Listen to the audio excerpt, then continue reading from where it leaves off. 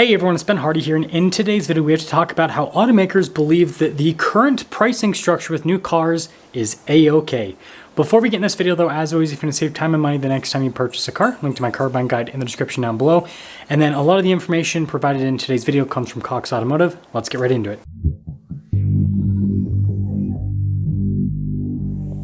So the big headline figure is that the average transaction price with a new vehicle year over year has only increased by 1%. This is after we saw price increases of 10, 15, 20% with certain cars year over year last year. So this is the smallest year over year increase that we've seen in a decade. However, not everything is uniform in the car industry. When you look at ICE cars, they've seen price increases year over year. But when you look at EVs, they've seen the exact opposite. The average EV has seen a price decline of 18% year over year. And all of this is despite the fact that we actually have much bigger incentives this year compared to what we had last year. I mean, average incentive spend across the industry is around $2,000. And throughout certain parts of last year and the year before, I mean, there was still some incentive spend, but it was definitely a lot less than what we are seeing today. Now, this is happening at the same exact time that, wages are technically still increasing. So this is helping to improve new car affordability, but new car affordability is still at an all-time low. It still takes over 40 weeks of income to purchase the average new car.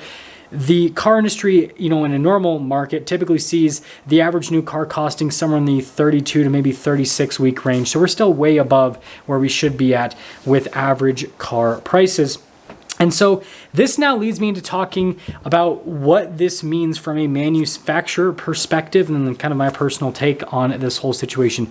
So when it comes to manufacturers, they obviously believe two things. The first thing they believe is that if they want to get people into electric cars, they got to discount them because at the current pricing structure, electric cars are not desirable in the market, despite the fact that we've got, again, government rebates on not all electric cars, but obviously electric cars that qualify, right? You've got that $7,500 tax credit.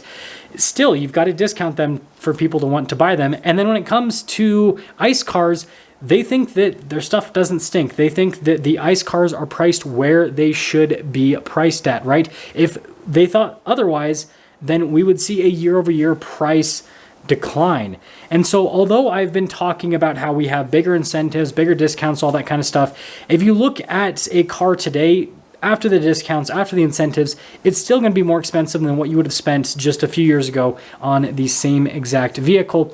And so it'll be very interesting to see what happens with the new car market on the retail side of things moving forward, because again, automakers think that the cars are worth what they are worth. So I want you guys to let me know your thoughts on the whole pricing structure with new cars, again, with the huge price declines we've seen with EVs, and then, with basically the price stagnation we've seen with ICE cars, where they're just basically selling for the same amount today that they were selling for last year and just slightly more money. Anyways, I'll see you.